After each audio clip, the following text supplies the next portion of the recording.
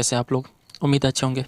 दोस्तों, कल हम बात किए थे रियल नंबर के 1 से लेकर 30 तक के क्वेश्चन के बारे में। आज उससे आगे बढ़ते हैं भाई। तो आपको जो भी दिक्कत है सब कमेंट सेक्शन में लिख दीजिएगा। जो भी किस क्वेश्चन में दिक्कत होगा उस क्वेश्चन का हम एक वीडियो बना के आप लोगों को दे देंगे, ठीक है? तो भाई कल 30 तक देखे थे, आज 30 से आगे देखते हैं। भाई 30 का भी सवाल दे दिया गया है। कहता है कितने 2 अंकों की संख्या है जो 3 से विभाज्य है? तो इसका रिजल्ट 30 निकला था। कल के लेक्चर में आप देखिएगा तो आपको ज्ञात हो जाएगा 2 अंकों की कितनी संख्या है जो 3 से विभाज्य है। तो ये 30 आंसर।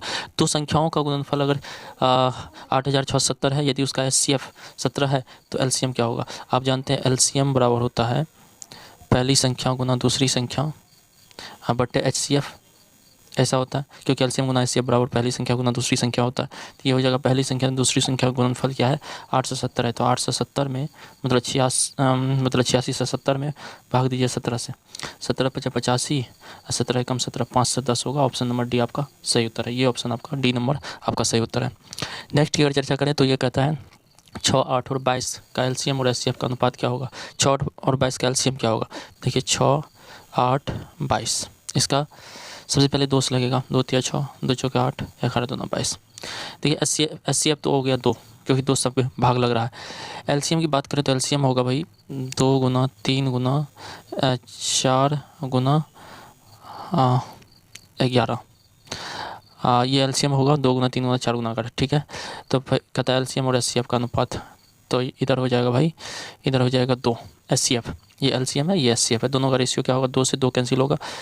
तो 4 × 12, 12 11 32 से 132 अनुपात 1 हो जाएगा। ऑप्शन नंबर ए आपका सही उत्तर है। नेक्स्ट की अगर चर्चा करें तो वो कहता है 96 का अभाज्य गुणनखंड क्या होगा? 96 का अभाज्य गुणनखंड क्या होगा? 96। तो सबसे पहले 96 का अभाज्य गुणनखंड तोड़ना पड़ेगा आपको। 2 से लगाएंगे 48, 2 से लगाएंगे 24, 2 48 होता है। 2 से लगाएंगे 12, 2 24 होता है। 2 से लगाएंगे 2 6 12, 2 से लगाएंगे 3, तो आ गया 2 क्या हुआ है? 2 पे पावर 1 2 3 4 5, 2 पे पावर 5 गुना 3 पे पावर 1 या 3।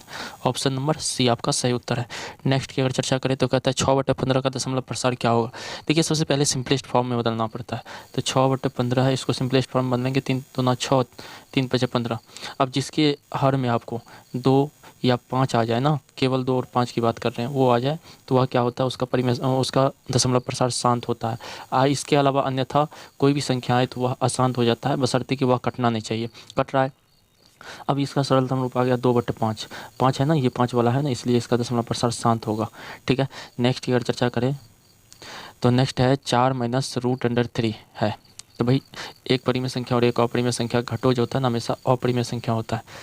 अगर अगले की बात करें, निम्नलिखित में से कौन अपरिमेय संख्या है? निम्नलिखित में से कौन अपरिमेय संख्या? अपरिमेय की चर्चा कहा है तो भाई इसमें अपरिमेय संख्या कौन है? तो भाई इसमें 6 × 4 = 36, 8 × 8 = 64, 6/8 ये तो परिमेय है, नहीं होगा आंसर। 1/89 ये भी नहीं होगा भाई। अगर ये करें तो -9/749 होता है, ये भी नहीं होगा। ऑप्शन सी आपका सही उत्तर होगा। अगर अगली बात करें तो यह निम्नलिखित में से कौन सी अभाज्य संख्या है? अभाज्य संख्या जानते हैं जो 1 और स्वयं से घटता है केवल।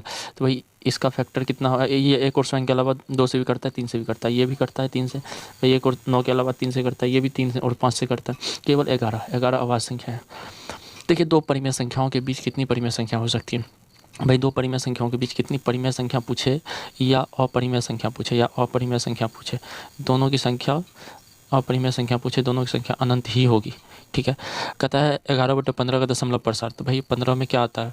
5 × 3, 3 से 11 तो कटता है नहीं, इसलिए इसका दशमलव प्रसार क्या आता है? 5 है तो ठीक है, लेकिन ये 3 जो आ गया ना, इसके कारण इसका दशमलव प्रसार अशांत हो जाएगा, ठीक है? अगला, निम्नलिखित में से कौन अपरिमेय संख्या? भाई निम्नलिखित में से कौन अपरिमेय? अभी तो बताया गया ये सवाल।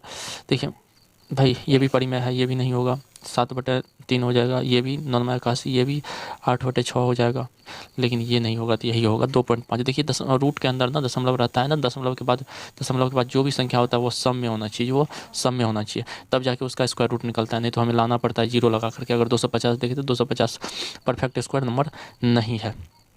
अगर अगला बात करें √2 है एक अपरिमेय संख्या, आप जानते हैं भली बात ही।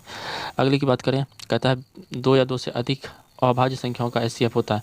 कल भी बताई थी भाई, 2 या 2 अभाज्य संख्या जब भी कहे ना, उसका HCF केवल और केवल एक ही होता है। और भाज्य संख्या के तो भाज्य संख्या में ढेर सारा हो सकता है, लेकिन अभाज्य संख्या की चर्चा करें तो उसका मौसा केवल एक ही होता है। लॉसो क्या होता है, दोनों का गुणनफल होता है। निम्नलिखित में से कौन परिमेय संख्या है?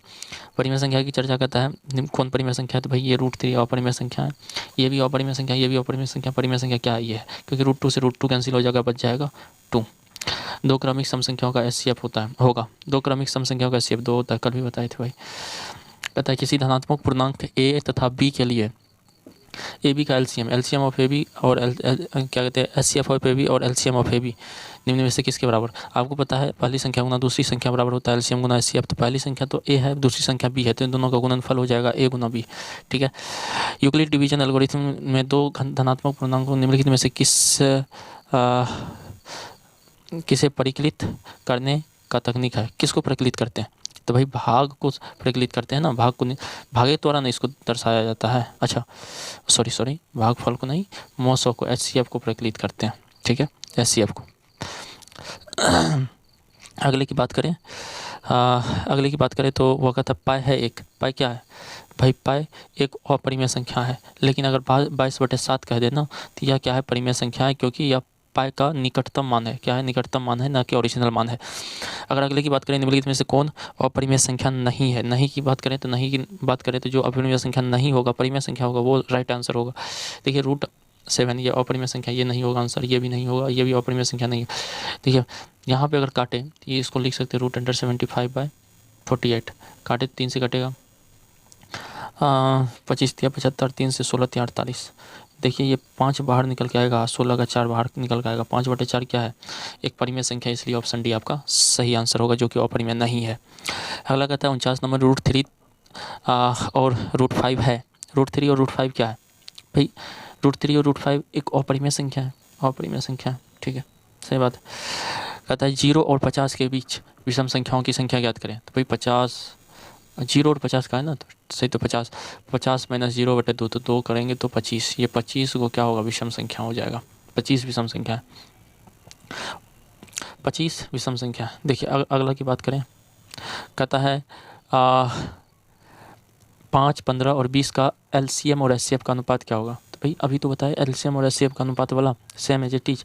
ऐसा ही सवाल आपको एलसीएम और एचसीएफ का अनुपात वाला सवाल था भाई। एक सेकेंड,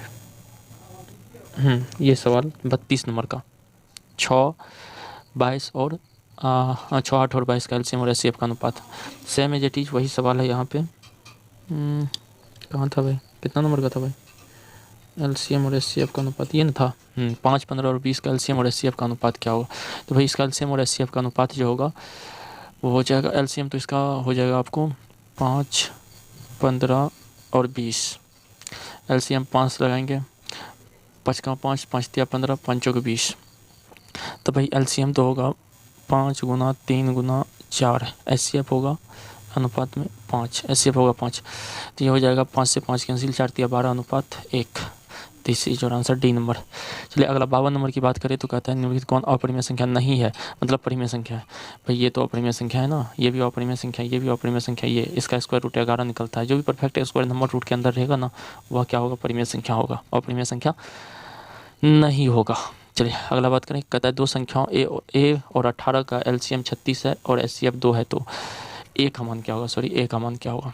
तो देखिए ए और 18 का एलसीएम, पहली संख्या ए है, दूसरी संख्या 18 है, तो ए गुना 18 बराबर एलसीएम गुना एचसीएफ, पहली संख्या गुना दूसरी संख्या बराबर एलसीएम गुना एचसीएफ। 18 दूना 36, तो ये 2 दूना 4, 4 आपका सही उत्तर होगा, ए का मान। चलिए अगला की बात करें तो यदि पी तथा क्यू दो अभाज्य संख्या है तो उसका मौसा क्या होगा? एचसीएफ क्या होगा? पी और क्यू अभाज्य संख्या है तो उसका एचसीएफ, अभाज्य संख्या का एचसीएफ क्या होता है? दोनों का। अच्छा अभाज्य संख्या उसका एचसीएफ पूछ रहा था, एचसीएफ 1 हो जाएगा अभाज्य संख्या का। और एलसीएम होता है भाई, एलसीएम होता है दोनों का गुणनफल, प्रोडक्ट दोनों का गुणनफल, तो 1 हो जाएगा आपका सही उत्तर। 1 और 2 दिया है, ये गलत है। ठीक है, भाई नेक्स्ट क्वेश्चन कहता है सबसे छोटी अभाज्य संख्या और सबसे छोटी भाज्य संख्या का गुणनफल क्या होगा। सबसे छोटी अभाज्य संख्या आप जानते हैं 2 होता है और सबसे छोटी भाज्य संख्या आप जानते हैं 4 होता है। दोनों का गुणनफल 4 दूना 8 होता है। ये सवाल सबसे छोटी अभाज्य संख्या और सबसे छोटी भाज्य संख्या की चर्चा जो है ना ये काफ़ी ज़्यादा होता है, इसलिए आपको याद रखना है सबसे छोटी अभाज्य संख्या 2 होता है, सबसे छोटी भाज्य संख्या 4 होता है। कुछ भी पूछ देगा, इसका एचसीएफ पूछ देगा, इसका एलसीएम पूछ देता है, ठीक है।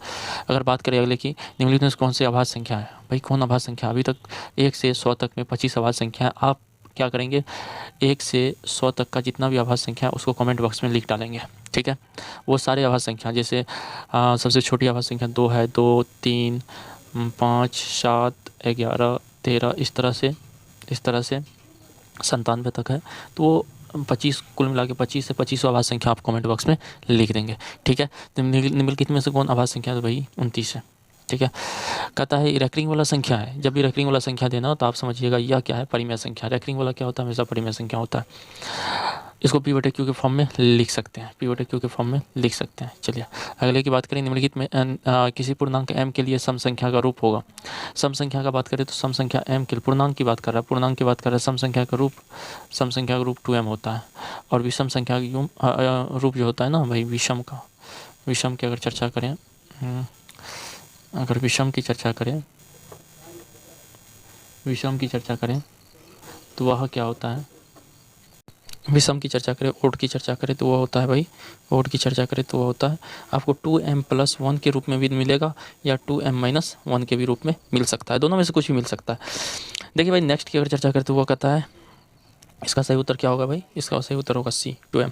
चलिए अगले की बात करें, निम्नलिखित में से कौन सा अपरिमेय संख्या नहीं है। भाई परिमेय संख्या, जो अपरिमेय संख्या नहीं की जब चर्चा करें, नहीं की, तब समझिएगा जो परिमेय संख्या होगा वही उत्तर होगा। तो ये तो अपरिमेय संख्या, ये भी अपरिमेय संख्या, ये भी अपरिमेय संख्या है। तो परिमेय संख्या यही तो है, ये 88, 64, 99, 81। एकदम ललन टॉप सवाल से पूछ देता है भाई रियल नंबर से। थोड़ा सा भी पता होगा तो आप अच्छा से मैथ में स्कोर कर सकते हैं, ठीक है।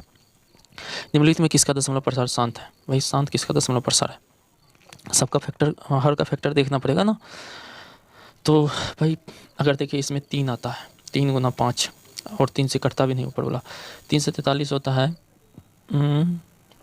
3 से 43, 7 चौका 28, 7 में 63।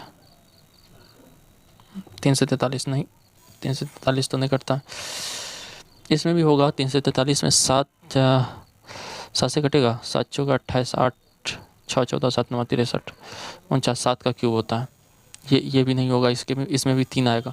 ये देखिए ये 2 का क्यूब होता है। आपको बताए थे जब हर में 2 या 5 आए, हर में 2 या 5 आए या दोनों का गुणनफल आए तो क्या होता है, वह क्या होता है, उसका दशमलव प्रसार शांत होता है। तो ये क्या होगा, शांत होगा, बाद बाकी सब अशांत होगा, ठीक है। इसमें भी 3 आता है। देखिए 3 की विभाजकता का नियम जानते हैं ना, इस संख्या के सभी अंकों का योग 3 से विभाजित होता है। 1 + 5 6, 3 9, 6 15, 15 5 से 3 से विभाजित होता है, 15 3 से विभाजित होता है। तो ये संख्या भी 3 से विभाजित होगा और 3 का फैक्टर इसमें रहेगा। 3 ऊपर में बोला कटना चाहिए ना, नहीं कटेगा। तो भाई आज के लिए इतना ही रखते हैं। तो आपका कुल मिला के रियल नंबर का 60 क्वेश्चन हुआ, 60 का एनालिसिस देख लिया आप। अगर कोई भी डाउट हो तो आप कमेंट सेक्शन में उस डाउट को आप भेज सकते हैं। बाकी हम मिलते हैं नेक्स्ट डे और इसमें सवाल होगा तो आप खोजेंगे, ठीक है। आपका सेशन बहुत कम देर का होता है और कम देर में ही आप इतना चीज़ को एनालिसिस कर सकते हैं, क्योंकि आपका एग्ज़ाम नज़दीक है तो इसका एनालिसिस करना ज़रूरी है, ठीक है। क्योंकि 50% आपका ऑब्जेक्टिव रहता है, ऑब्जेक्टिव बहुत मायने रखता है, ठीक है। और जल्दी से जल्दी उसको सॉल्व करना वो भी मायने रखता है, इसलिए प्रैक्टिस आप करते रहिए। बाकी अगर सॉल्यूशन अच्छा लगे तो चैनल को सब्सक्राइब कीजिए। Thank you.